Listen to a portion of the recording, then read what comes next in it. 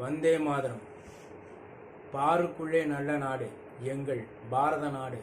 ஞானத்திலே பரமோனத்திலே உயர் மானத்திலே அன்னதானத்திலே கானத்திலே அமுதாக நிறைந்த கவிதையிலே உயர் நாடு இந்த பாரத நாடு. பாருக்குள்ளே நல்ல நாடு எங்கள் பாரத நாடு. மகாகவி சுப்பிரமணிய பாரதியார். இன்றைய காணொளி வாயிலாக நாம் நினைக்கப் போகும் தேசபக்தர்கள் ராமரத்னம் ஐயா, ஸ்ரீராம், ராமசாமி தளவாய் ஐயா மற்றும் லோகநாதன் ஐயா ஆகும். இம்மூவரையும் இந்த தேசத்திற்கு வழங்கிய மண் சென்னை ஆகும். ராமரத்னம் ஐயா அவர்கள் மூதறிஞர் ராஜாஜி, கர்ம வீரர் காமராஜர் மற்றும் தேசபக்தர் ஜெயபிரகாஷ் நாராயணன் ஆகியோருடன் நெருங்கிய தொடர்பில் இருந்தார்.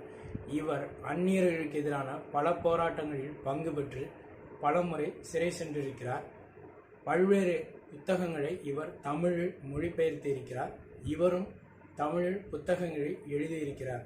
சிறைச்சாலை பூட்டை உடையுங்கள் என்ற சர்ச்சைக்குரிய புத்தகத்தை எழுதியிருக்கிறார்.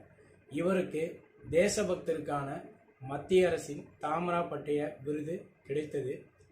தேசபக்தர்களுக்கான ஓய்வூதியமும் இவருக்கு கிடைத்தது. ஆனால் அதை இவர் வாங்க மறுத்துவிட்டார். மற்ற தேசபக்தர்களுக்கு வழங்குமாறு இவர் கூறிவிட்டார். ஸ்ரீராம் ராமசாமி தளவாய் ஐயா அவர்கள் 1928ஆம் ஆண்டு சைமன் குழு புறக்கணிப்பு போராட்டத்தில் பங்கு பெற்றார்.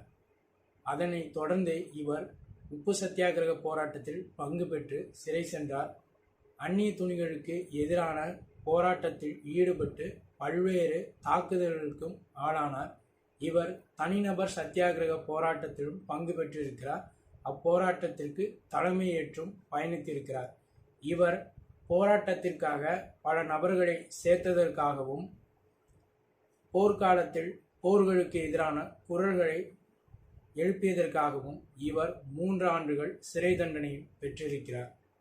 லோகநாதன் ஐயா அவர்கள் 1941ஆம் ஆண்டில் வெள்ளையனே வெளியேறு இயக்க போராட்டத்தில் பங்கு பெற்றார். அதற்காக 6 மாதம் சென்னை மத்திய சிறையில் சிறை தண்டனை பெற்றார். தேசபக்தரின் புகழ் இம்மண்ணில் என்றென்றும் ஓங்கி ஒலித்து கொண்டே இருக்கட்டும். தேசியமும் தெய்வீகமும் என்றென்றும் பட்டொளி வீசி பறக்கட்டும். ஓம் ஜெய்ஹிந்த்.